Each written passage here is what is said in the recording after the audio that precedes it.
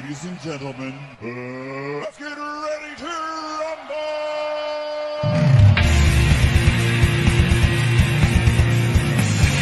This is the Three Wheels of Wrestling podcast.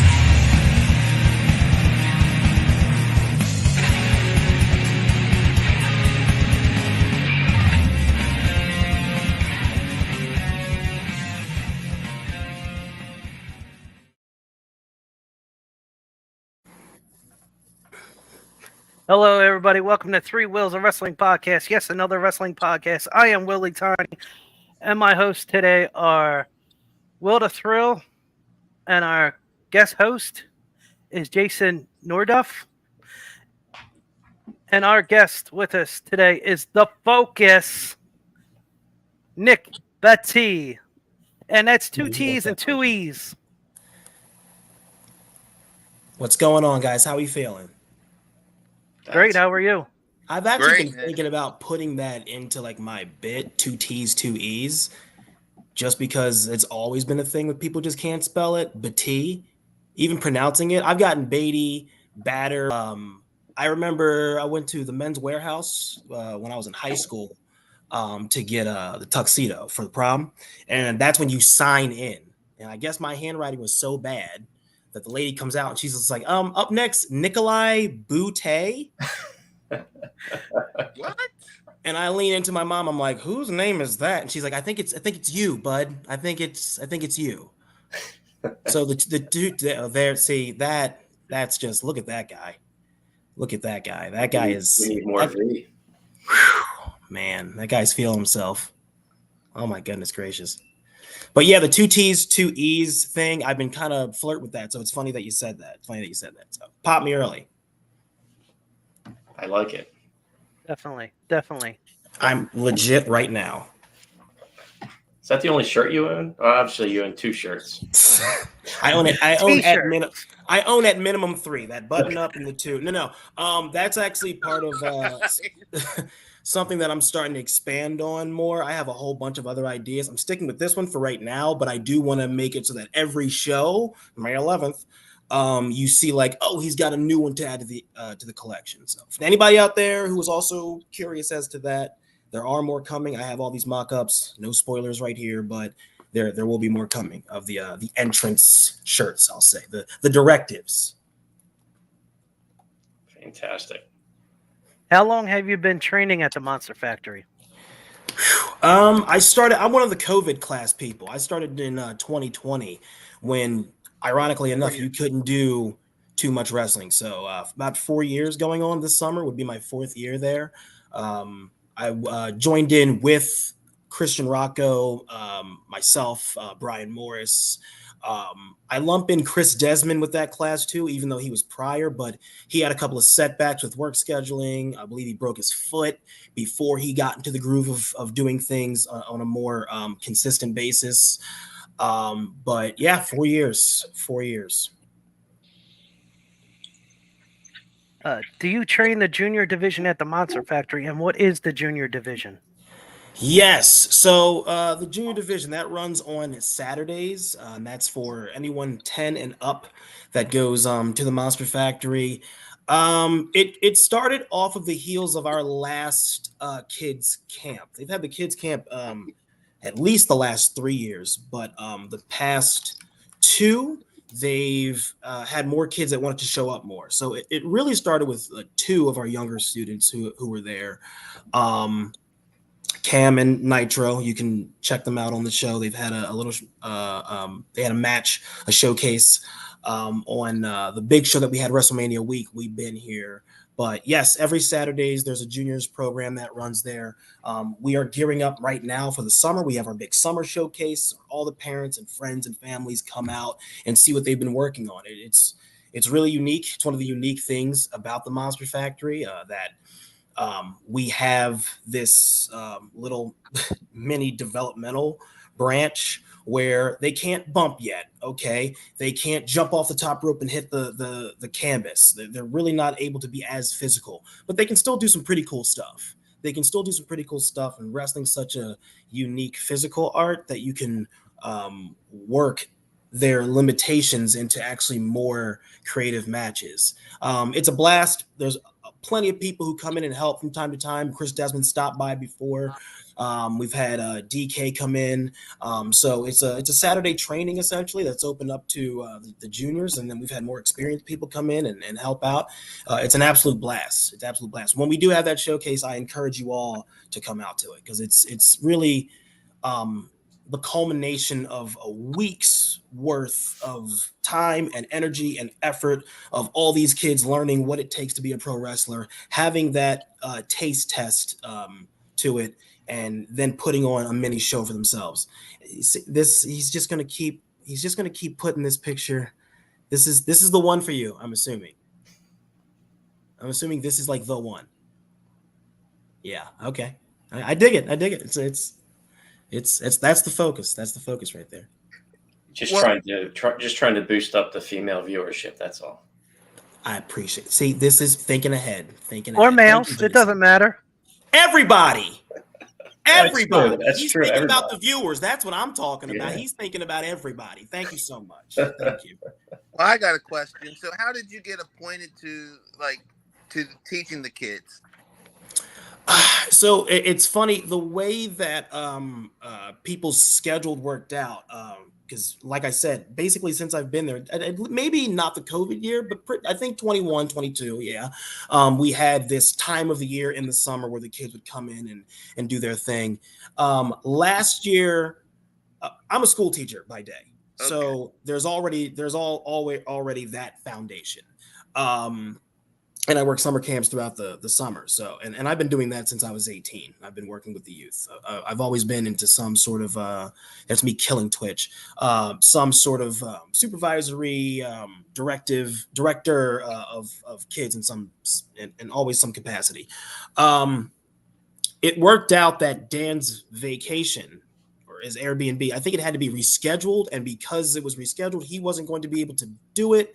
And so I said, I'll lend a hand, and it became like, I'm doing this. Like I'm the one responsible for this.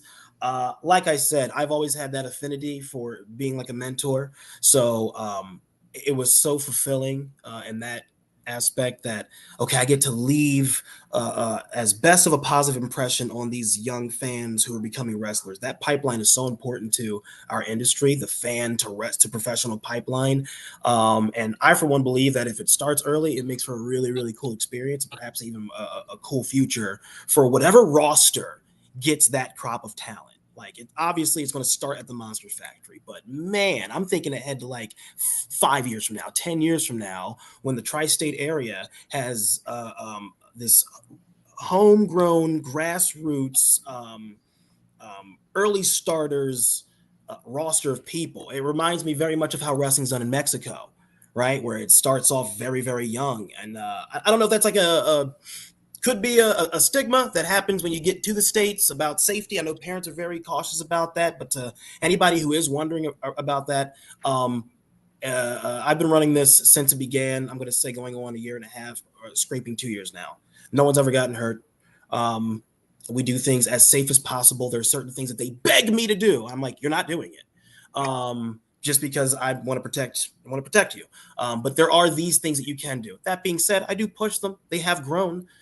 Their tolerance for stamina, the little bit of pain that comes with it, their strength, all of that, I've seen it grow tremendously. So to anybody out there who's curious, and I thank you for fielding this question, please check it out. There's plenty of clips on social media, Facebook, Instagram, Twitter, X, about our juniors program, our birthday parties, and all that good stuff. So, Nick, the one follow-up I have, obviously safety is a big part of the program that you teach. Mm-hmm. Outside of safety, what is one of the most important things that you would teach people in the youth academy? Everything that goes into pro wrestling, and everything that goes into pro wrestling really bleeds into life. There's teamwork. The idea that you might not always see eye to eye, or you might not always be able to connect with that person on a certain level, but there's something to get done, and it's all hands on deck. There's a sense of discipline. We have a start time. That start time is a start time. It is not an arrival time. Having that from the ground up at an early age is crucial. Yeah, you get it through school, and yeah, you get it through your parents' upbringing, but getting it through some sort of athletic venture, some sort of extracurricular, one that you're particularly interested in. Not kids don't want to go to school and they don't always want to listen to their parents, but man, if you're really into wrestling, if you're really into hockey, that's where you can tap into those discipline muscles. Be coachable. Be coachable. Be somebody that can be a sponge. Be somebody that can have an opinion, but know when to put it on the shelf and let somebody else's idea be good to test out. There's a litany of things that they're going to learn as the program continues. Fantastic. Did you go to Roman University? I did. I went to Rowan University. I started off, I went to the American Musical and Dramatic Academy out of high school. That was a conservatory program. They had it was going to be 2 years in New York, 2 years in Los Angeles, and I was going to walk out of there with all these different networking opportunities and a different degree than what I have right now. As fate would have it, I had some issues. I had to come back home. I never looked back.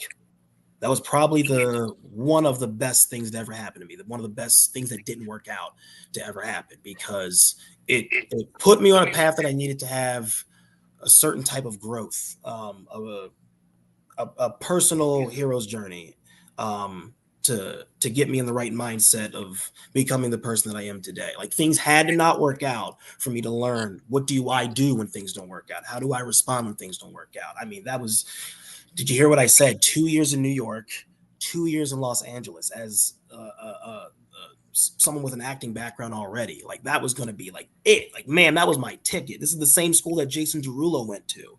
I then transferred to Gloucester County College. Then I transferred to Rowan University, where I completed my degree in theater education. It was a blast there. It was lots of good memories.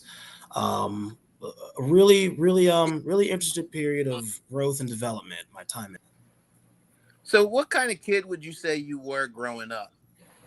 Oh boy, I was a middle child, so I'm patient, but I also really want to be seen. The focus. I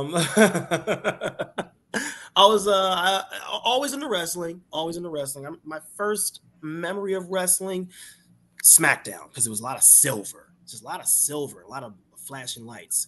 This guy with these glasses is walking down the ramp, and he's got this cool belt on, but he's holding a much cooler belt. And there's flash bulbs popping everywhere.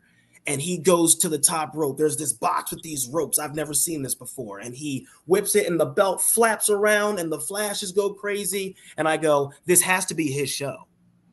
This has to be his show. This is like 99. I'm in kindergarten when this happens. And so I start, glimpses and flash and bits and pieces. And I'm like, this is The Rock. Okay. He's the coolest person ever. One day everybody will agree with me. 2024. Hey.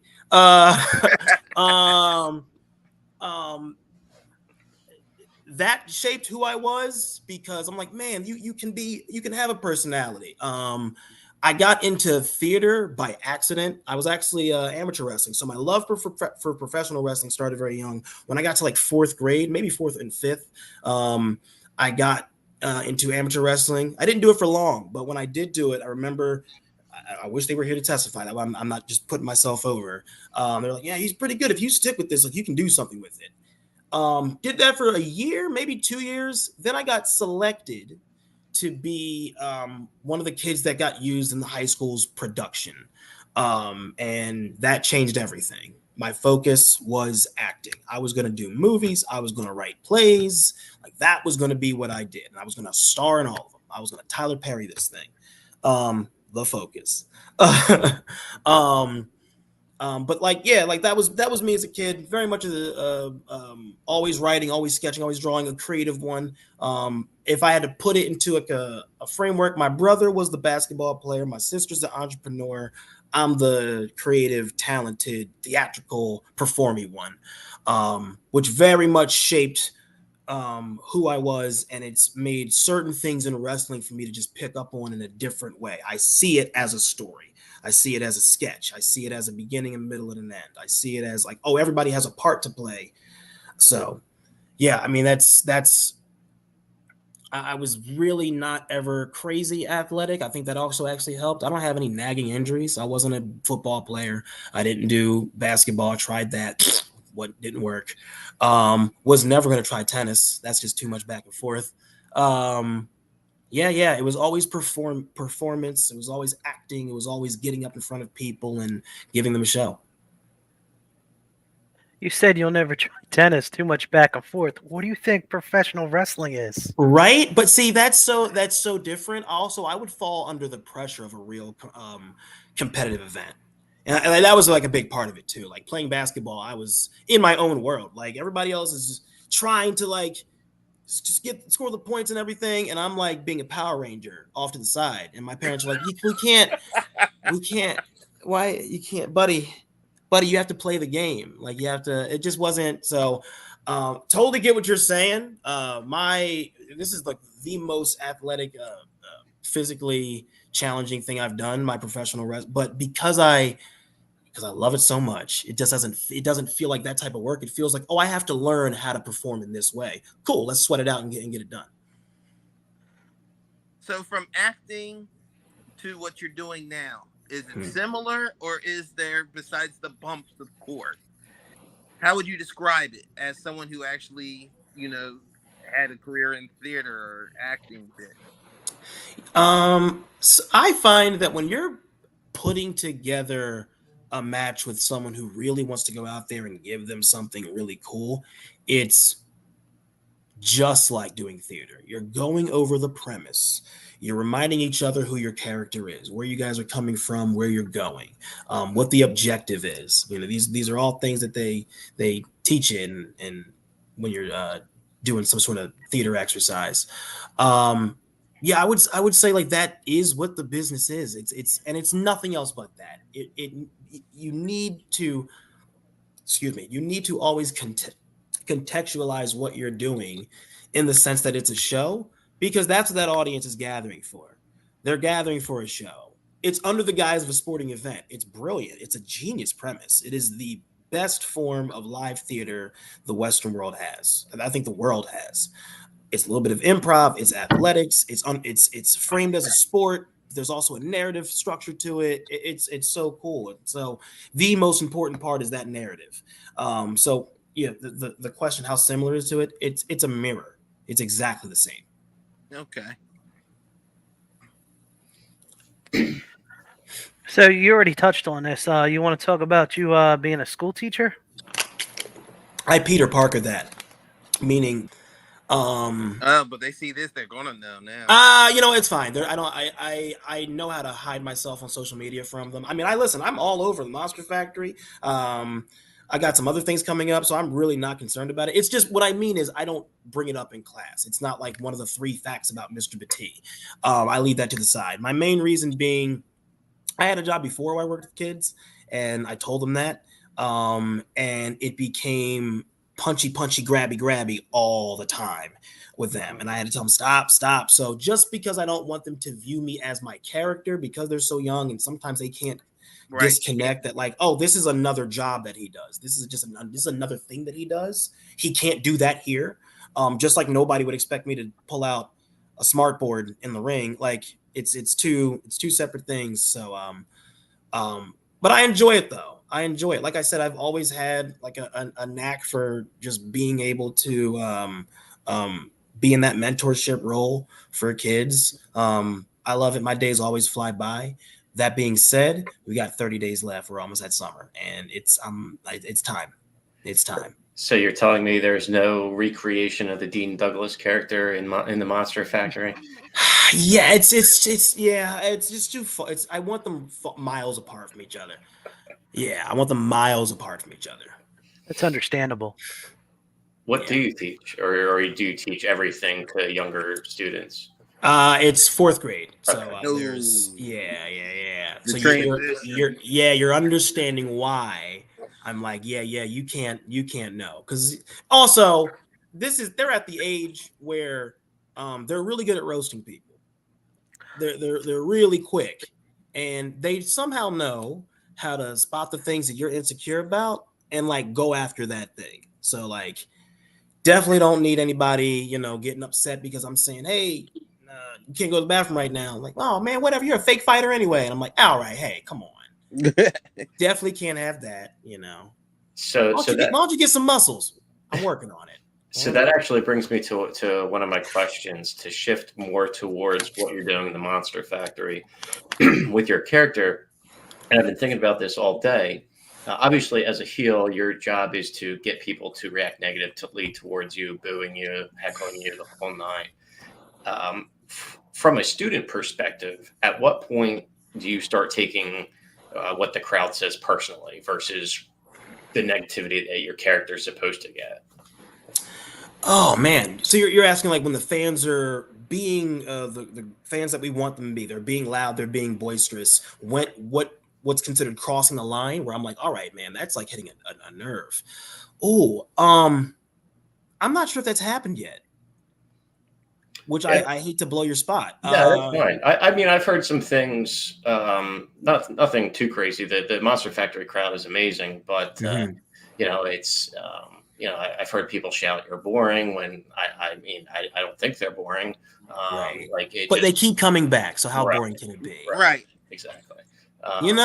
Like that's to me, I'm like, oh, you're just saying that. Like that's a mean thing to say, and so that's why you're saying it. You're not actually bored. You're engaging with me.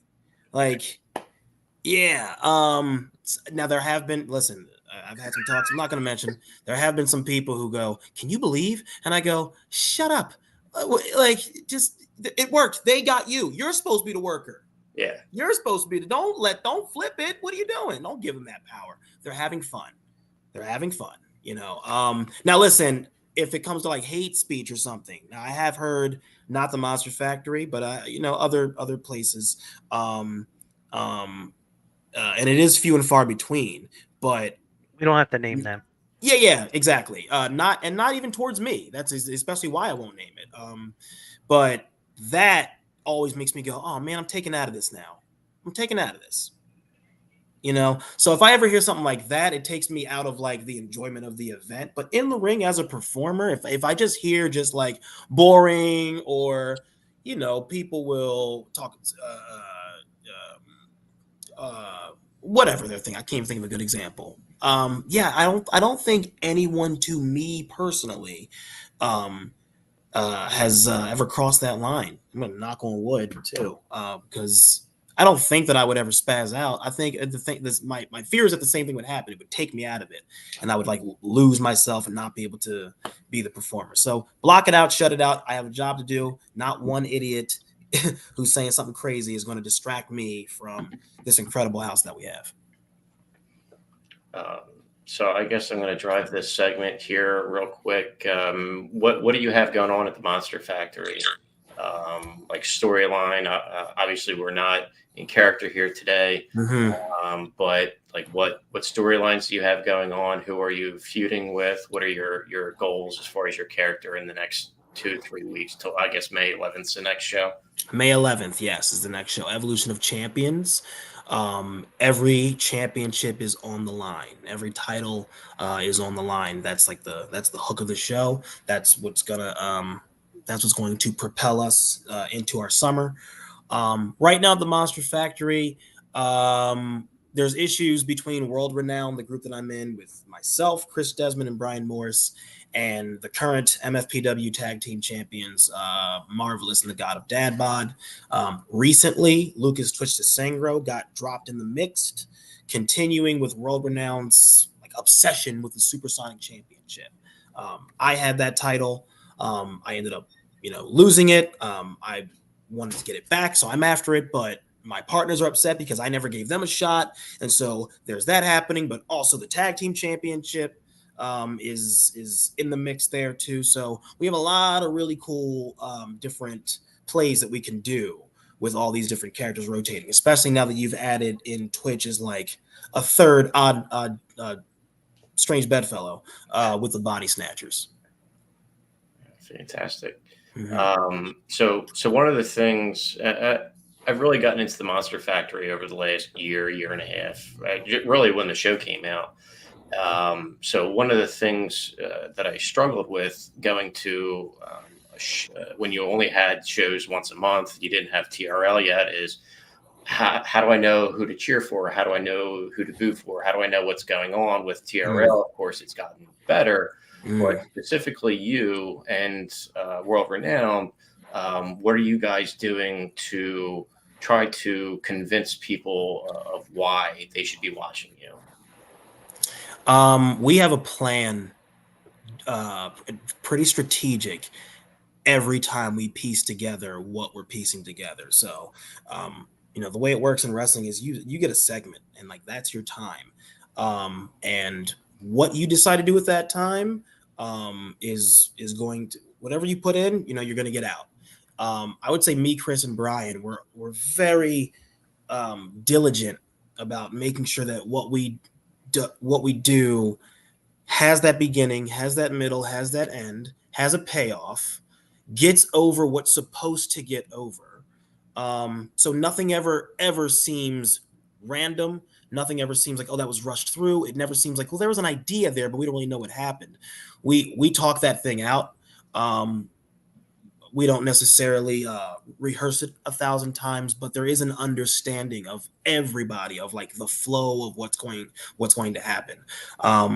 Whether that's a contract signing, whether that's a run-in, whether that's a match, being careful with what you do and how you take care of that time. That's how you get the audience to follow along with you. A promo on the street. Boom, that right there. Now that listen, I'm still looking for the hotel in Paulsboro that you were at. You have to ask Brian. I was on the street. He was back at it. He found it. I didn't know the name of it. He got tired. Wink, wink. That's the story. Yeah, that was. I wanted to do something that I'm an Attitude Era junkie. I love that. So the old, I'm not really here, and then you pop up later. I'm like, we can do that tonight. Especially since we're going into this. That was going into the.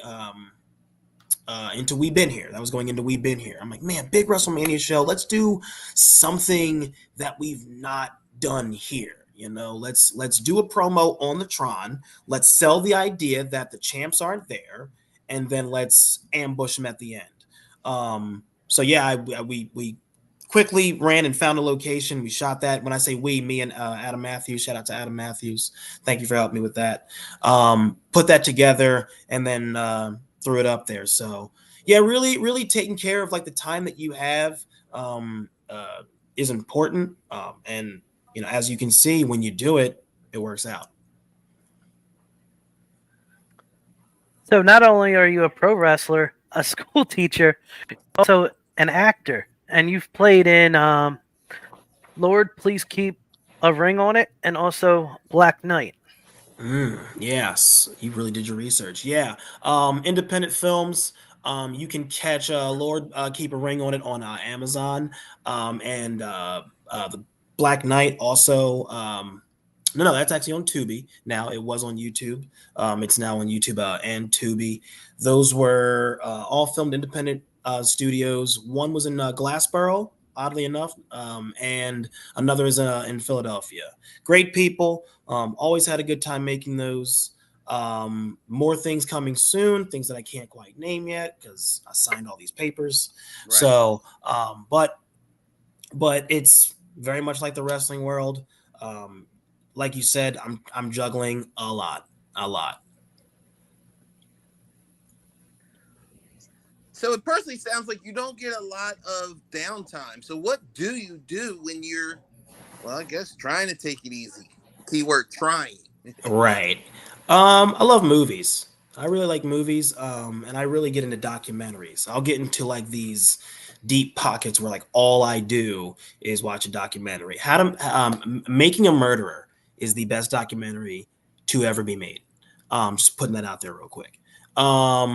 Until I find something tonight that I'm going, nope, that's it. Because it changes every week. But yeah, movies, documentaries. But at this season, as I'll call it in my life, it is pro wrestling. I'm watching several matches a day for different reasons. I'm looking for different things, things on TV, things of the past, things online. But yeah, my downtime really consists of just like, okay, I'll just put my mind over here to a different type of storytelling apparatus. Movies and documentaries. You're probably never gonna catch me like doing puzzles or things like that. I'm not that type of interesting. But yeah. Okay. Well, L.A. Willie signed on to say how the point the camera here shirt came to be. Shout out Okay. to L.A. Willie. Yeah. He's our other co-host. L.A. Willie. Yeah. Exactly. Willie. Funny and okay. We had a seminar at the Monster Factory by Gabe Sapolsky. Excellent orator. Great guy to if you can pick his mind. I had a moment with him at another seminar that I went, and one thing that he said that stuck out was creating a silhouette, right? When you walk through, people should be able to know who that is, even if it was just your silhouette. So, Austin has this, The Rock has just that. Cena's got this, everybody has something, and putting it in your entrance when you walk out with Triple H's spritz, Shawn Michaels with the biceps, you should have that moment. And I was racking my brain because, like, all right, what do I want to do? Then I remember one of my favorite characters from a movie, Max Keeble's Big Move. Have you ever heard of that? Seen that? It's older, and it was for kids.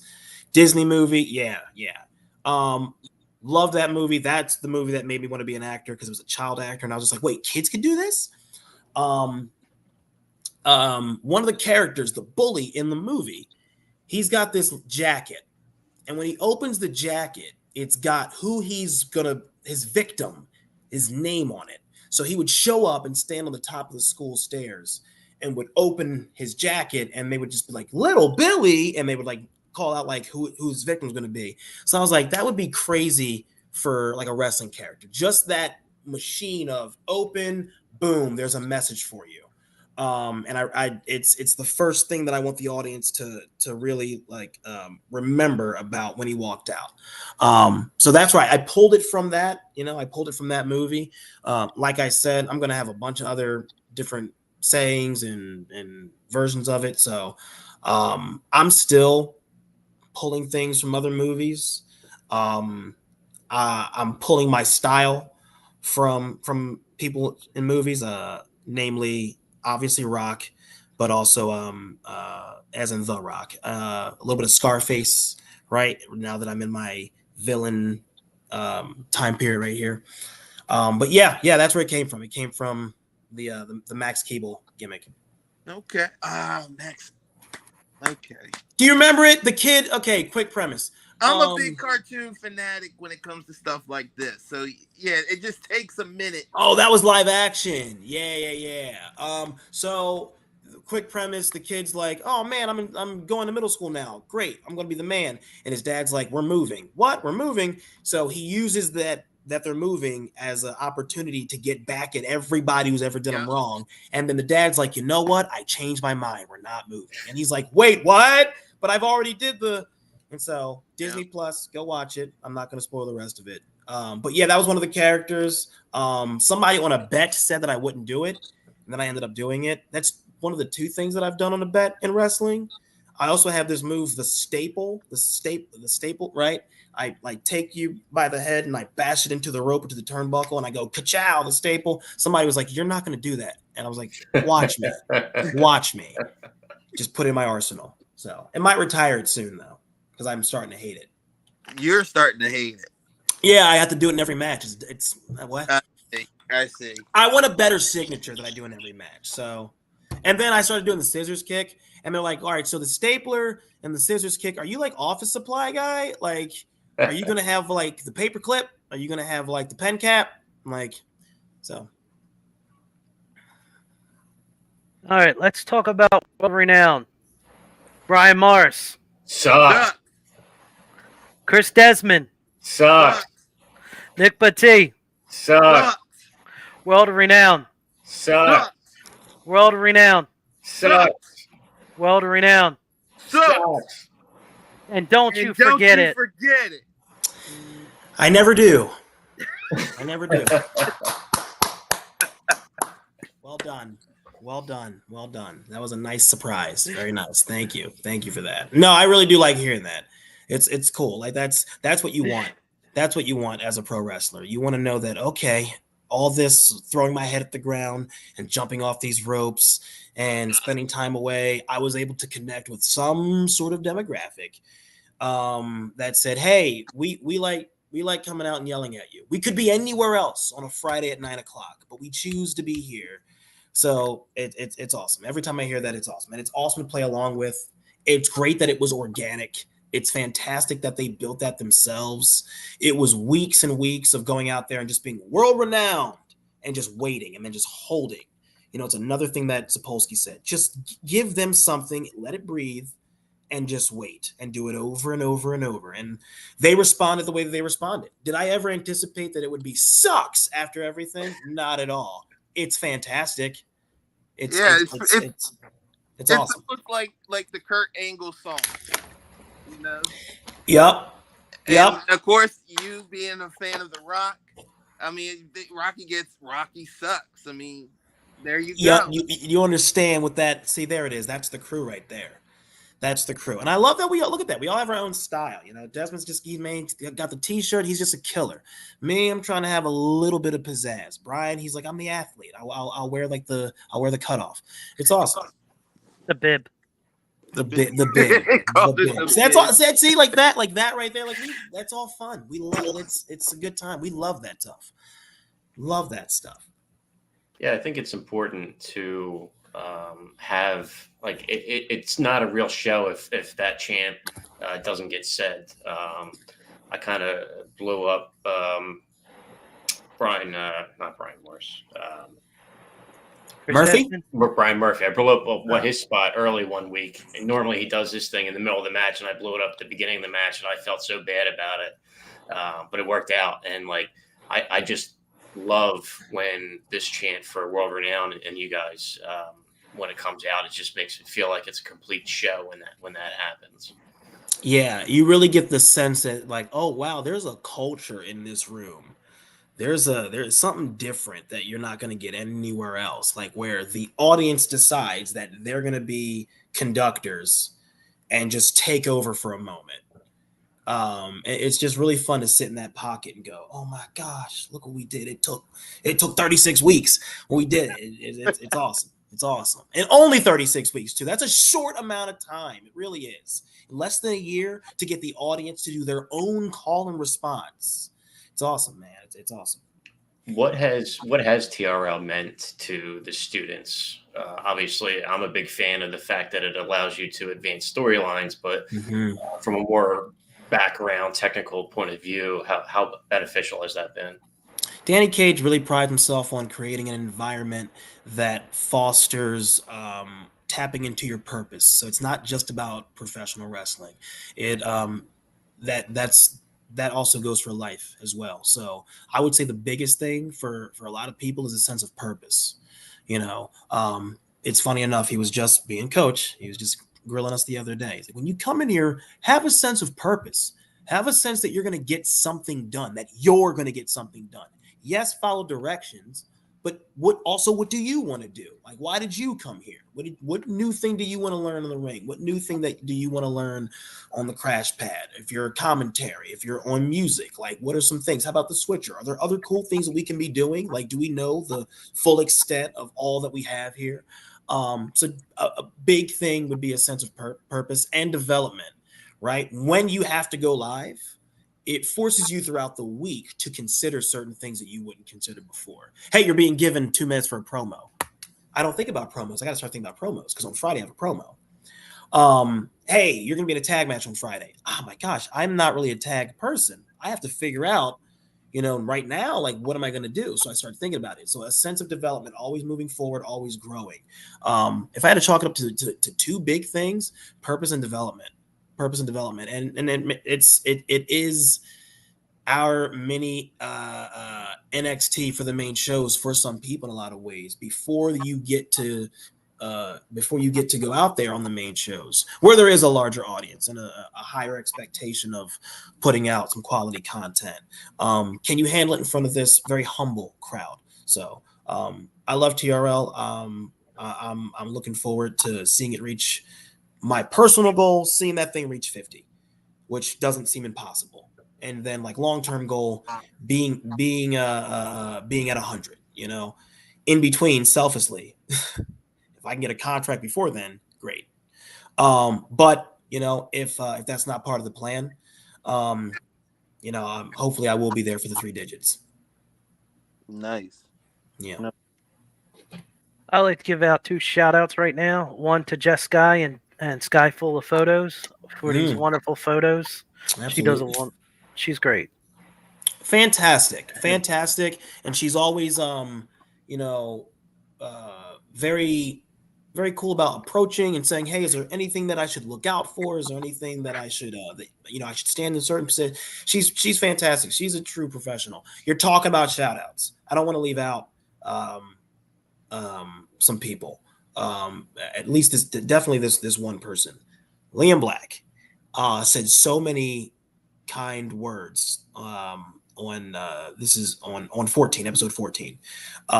Said so many kind words. I'm going to shout out, and brother, vice versa, my sentiment, it in exchange tenfold back to you.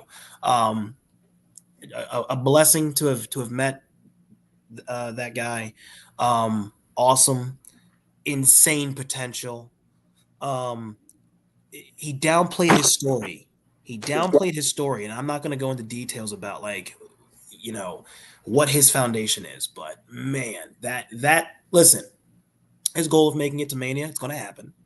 And the movie they make about his life is going to be one of the most inspiring, motivating things that anybody is ever going to witness. I speak that into existence. So you take that to the bank for what it's worth. Absolute love for that guy. Not more I can say before I get myself worked up. All right. One last thing before we go. Okay. We're not done yet. We're not done. Oh, I thought we were closing up the way you were. Okay. No. I plead the fifth. Go ahead, Willie. I don't mean to start a domestic dispute. I don't mean to.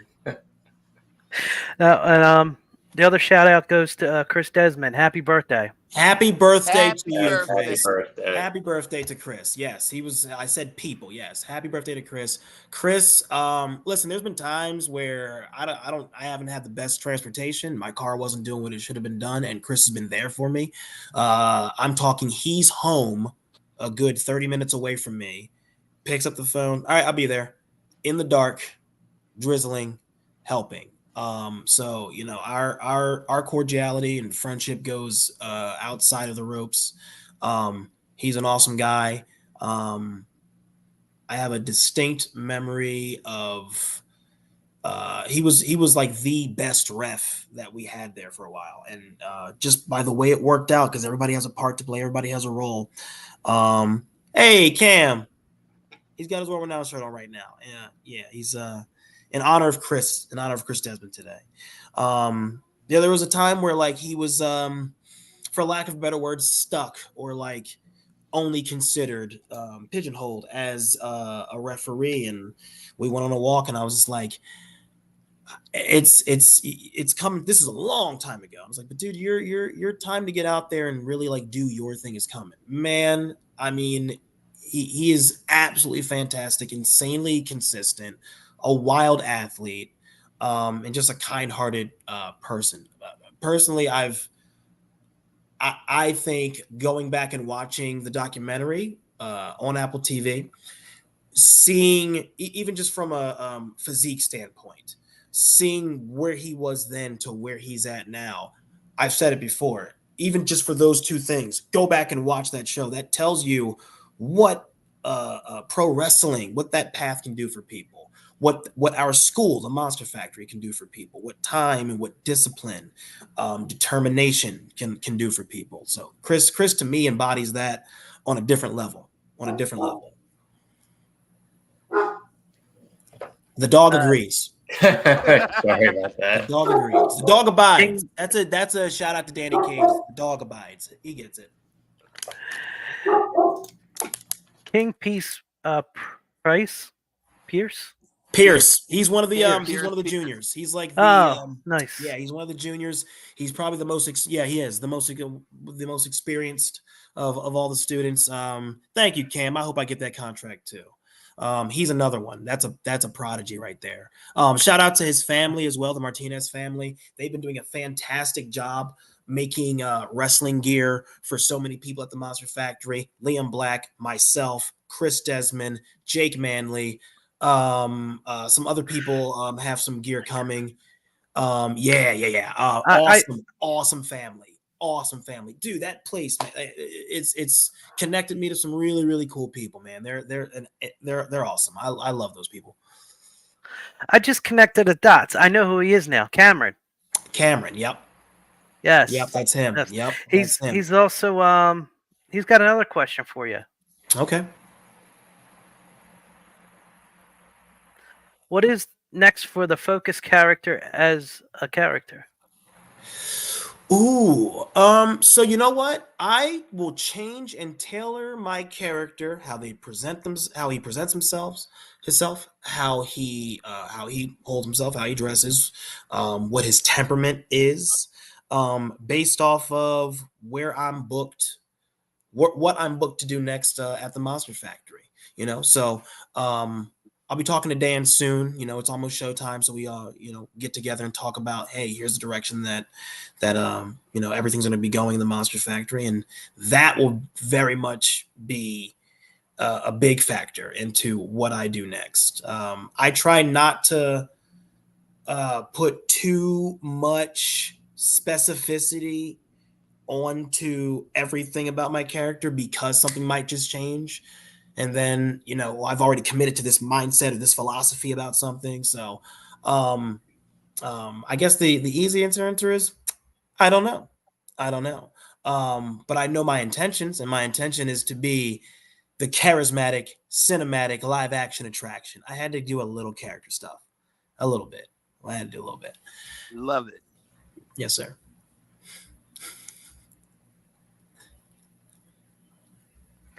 All right. All right. You're probably the greatest talker in the Monster Factory, but no offense to anybody else at the Monster Factory. That's high praise. Thank you. Yeah, Twitch is gonna grip me up. Twitch is gonna grip me up. What'd you say, Will the Thrill? No, I said I have to agree with Willie Tiny because I was just blown away when my first time seeing you. I was just like captivated to seeing what you were going to say next. Oh man, I appreciate that. I definitely think that's my bread and butter. There's been times even on this where I'm like, I hope I'm not talking too much. But the acting background definitely helps. The improv background definitely helps. Being a school teacher, being up in front of people all day, having to present and perform in some sort of matter. Working in sales too. That's a past me. Realizing that you're in front of an audience, they want something, you have to deliver. Tapping into that comes to me probably easier than anything else in pro wrestling. I think, if anything, that will be the thing that people remember me by. I'm never going to be 450 guy off the top rope. I'm also never going to be jump through barbed wire guy. But I want people to be able to talk about my speaking skills the same way they talk about Punk, Rock, Heyman, MJF. Just to give you an idea of when I'm watching promos, Piper, those are the people that I look to. Okay, there's some rhymes and some song and dance stuff here. Oh, there's like metaphors and similes over here. Wow, this person breaks it down like they're a lawyer, and I just take and grab and try to piece it together as best as I can. It's going back to your downtime thing, the downtime thing doesn't even become downtime because I'm always stopping. Yeah, that's me beating the absolute crap out of Twitch with a thumbs up. Boom. Shout out to Ruby O'Connor too. Monster Factory Faithful loves her too. Our referees get chance. It's awesome. It's a good time. But thank you for the compliment, the praise. Put me over on the stick. I'm only gonna get better. I beat myself up every time I get back there. I'm like, I forgot that line, or I said this first, but then I go, I don't think they even know. I don't think they realized it. There's so many times too where it's just bullet points, and I just go off. To me, that's Austin's method. I'm like, that's the best way to do it. Just have what you want to get out. It doesn't need to be the book memorized. Just have what you know what you want to say, and it's very easy to talk in an authoritative way about things that you believe. Right. So I always try to all right, there it is. I always try to believe at least the first two things before I then weave it back into wrestling. Okay. So I got 2 questions for you. Yes, sir. Talking about your mic work. What would you say would be your best promo so far? The one on the street. Okay. I think so. I think so. Dude, that was 3 takes too. Like, not to pat myself on the back, but like it was cold. It was cold. We did 2. I was like, all right, cool, that works. We get to the car and I'm like, can we do one more? Can we do one more? And like that was the one. Yeah, I would say that one. That one. I almost said the contract signing one, but that took a long time. We kind of went too long a little bit. We could have shortened that up. No, we could have shortened that up. No, that part was fine. Thank you. All right, thank you.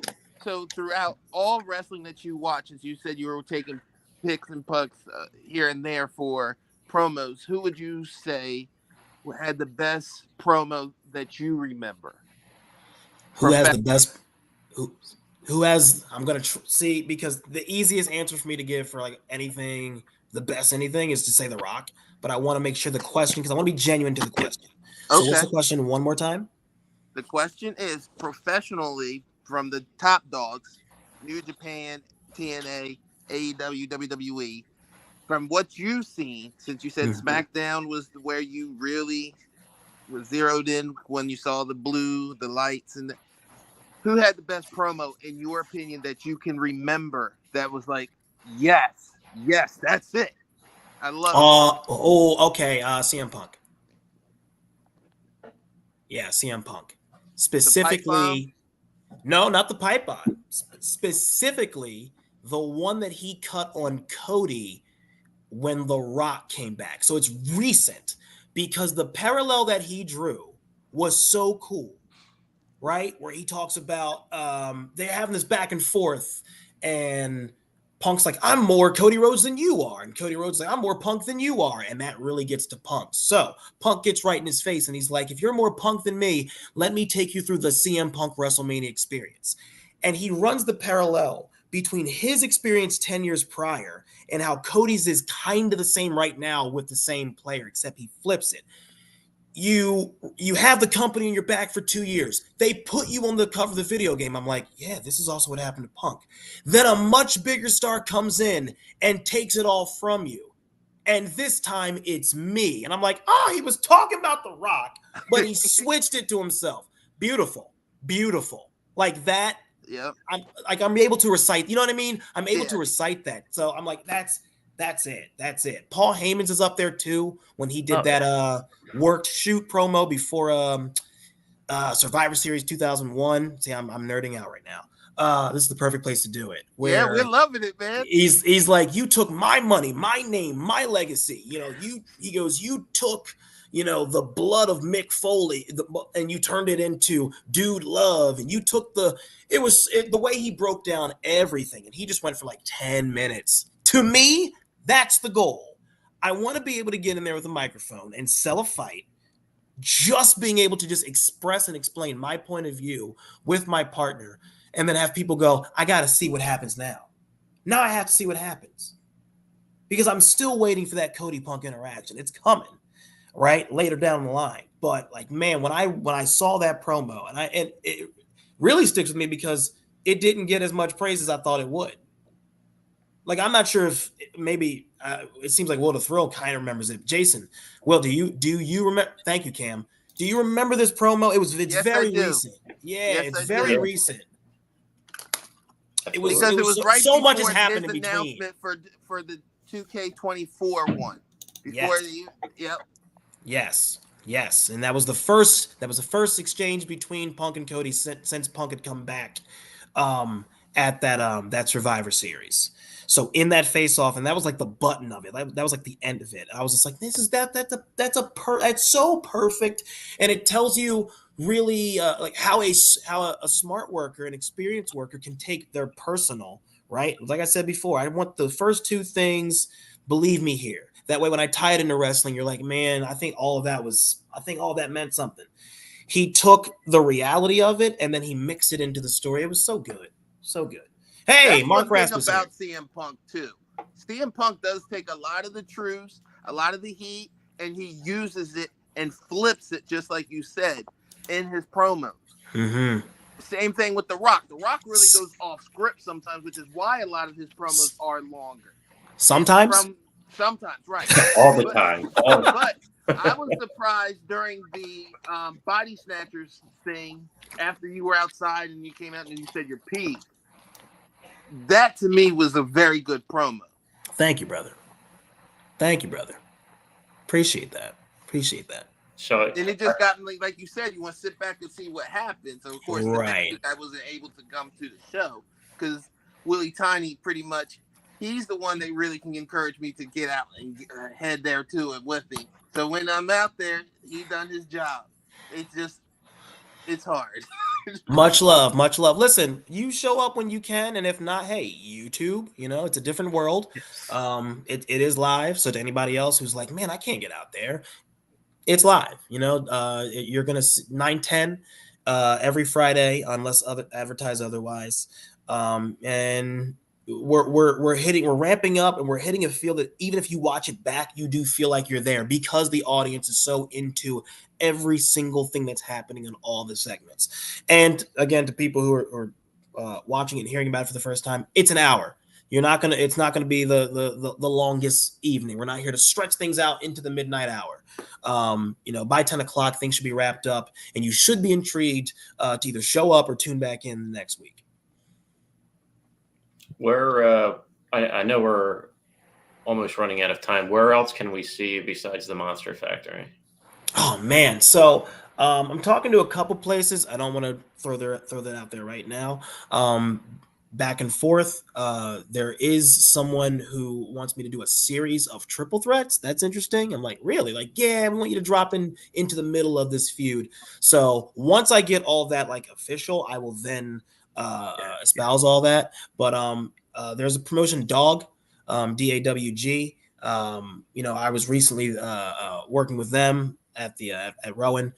They do shows in the Glassboro area as well, so you can catch me out there.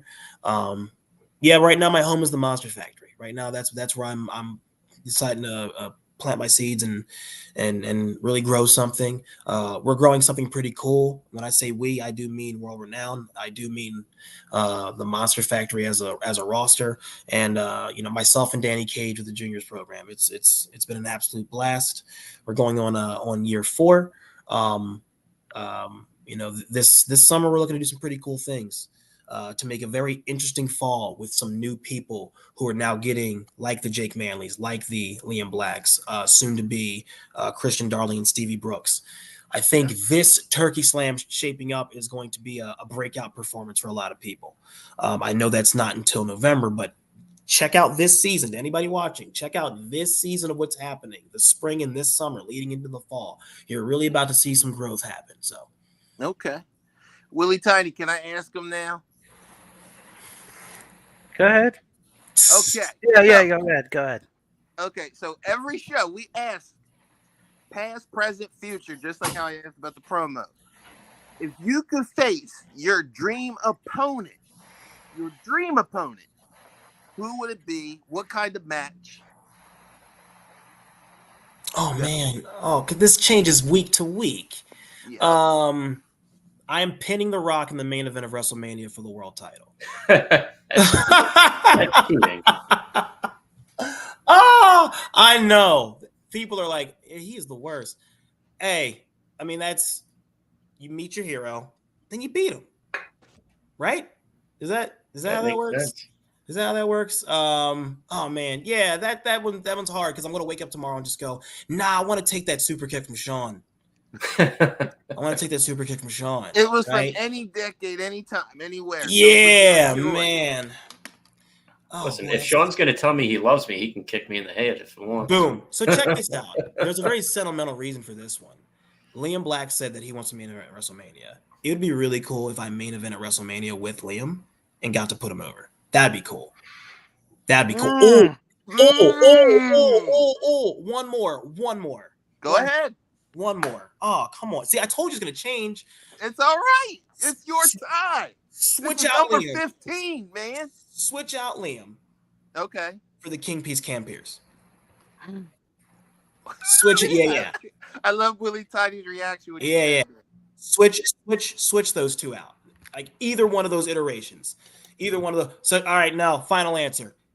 It's me versus all of them. Rock, Shawn Michaels, Liam Black, and Cam Peace in a handicap match. I take the rock bottom, the people's elbow. I take that forearm, and I take the checkmate, and Cam taps me out. And then they all win, and I get carted off. And that's the end of my career. Boom.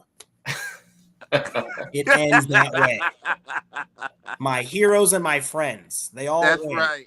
and I go away. Well respected. Yes. Nice. Well respected. And I like how you twisted that.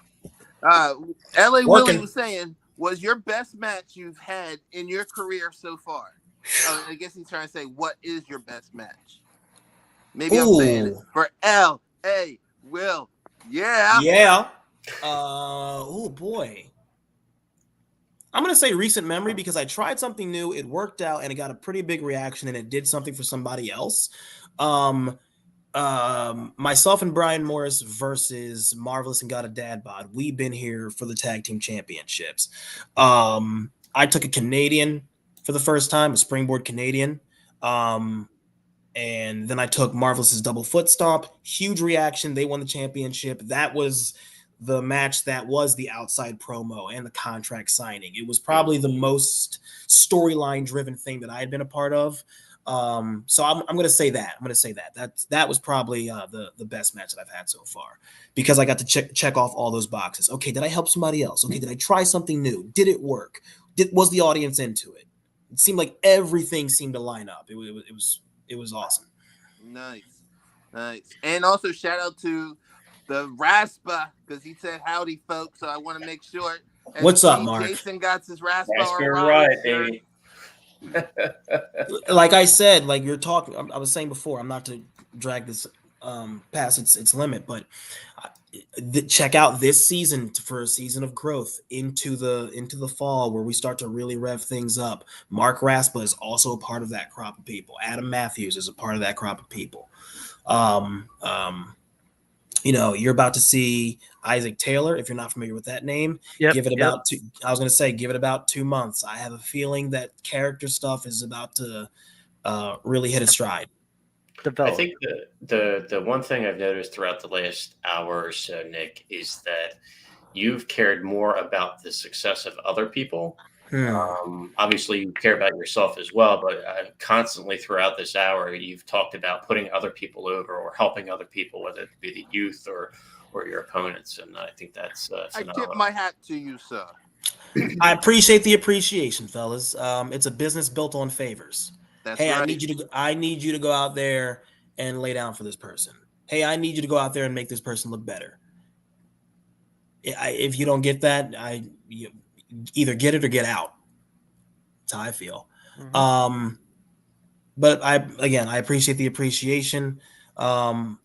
It's something that I'm working on, is being selfless. It's something I'm working on. I am by no means a perfect person, and I have my selfish moments, as does everyone, but I'm talking about me. I have my selfish moments. So it's something that I'm definitely conscientiously working on. But like I said, it's always been in my nature to be that.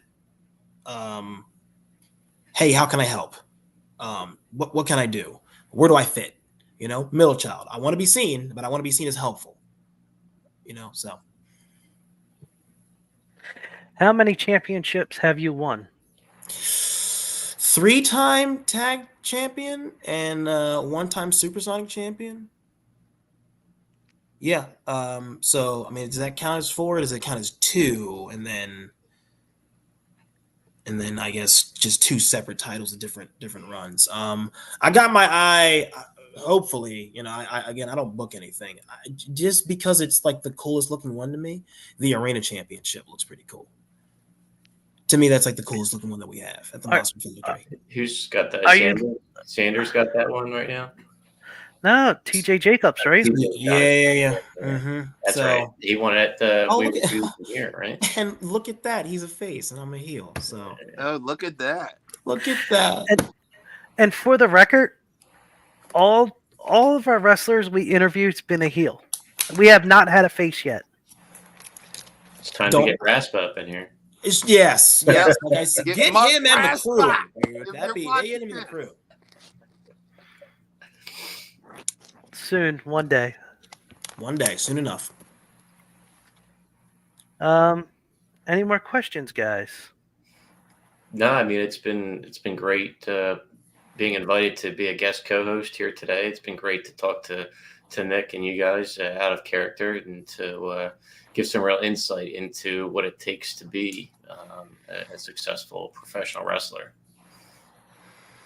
Thank you, LA Willie.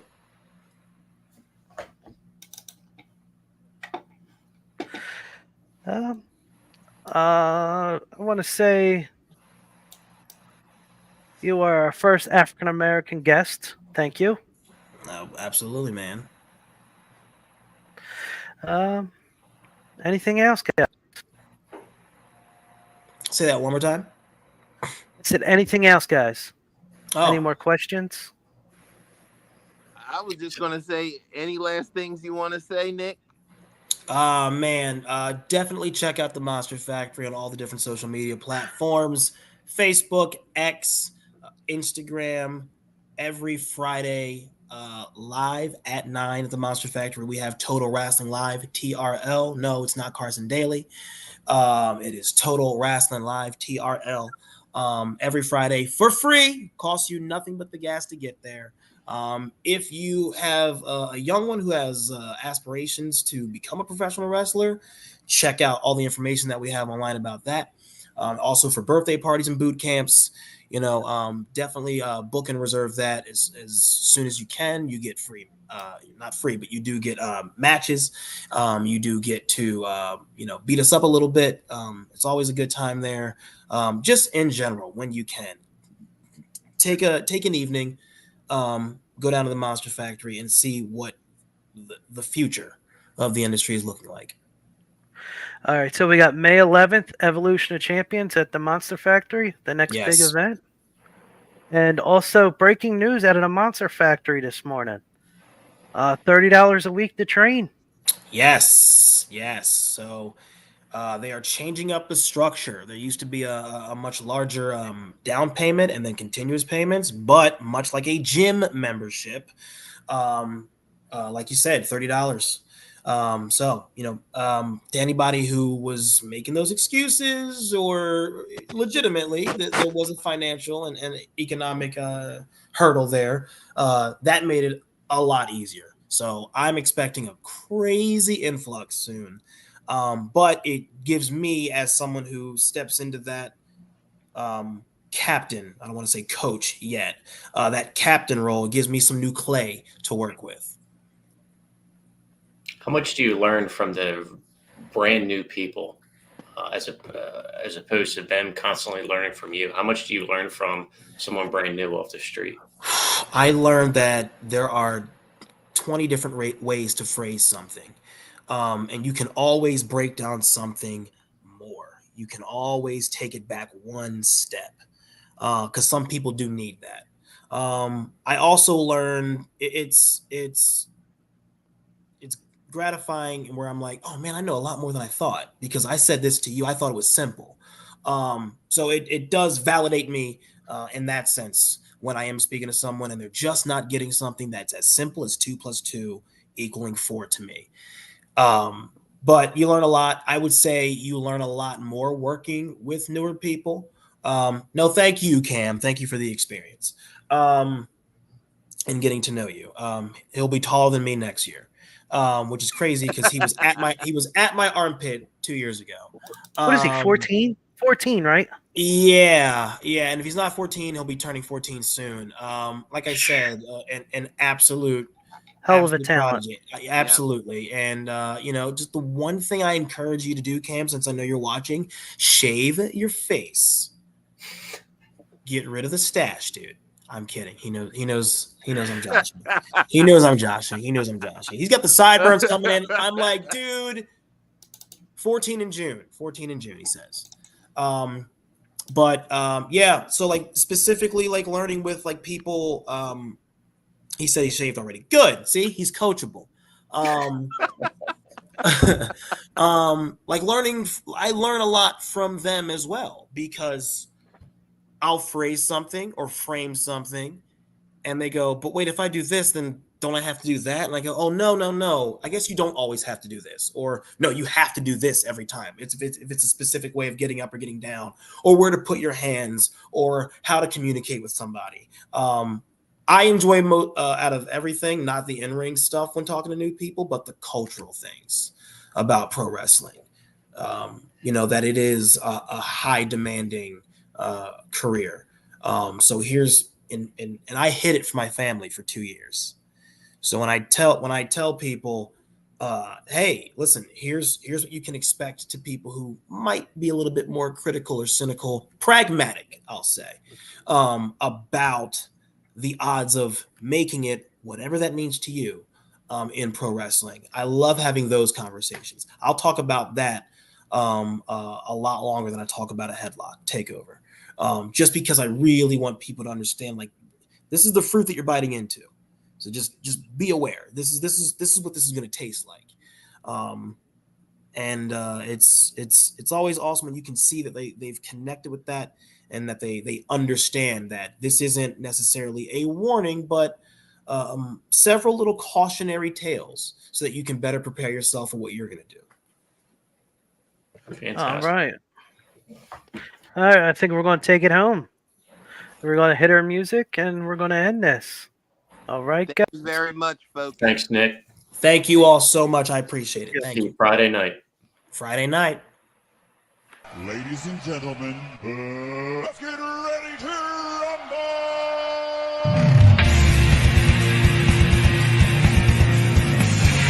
This is the Three Wheels of Wrestling podcast.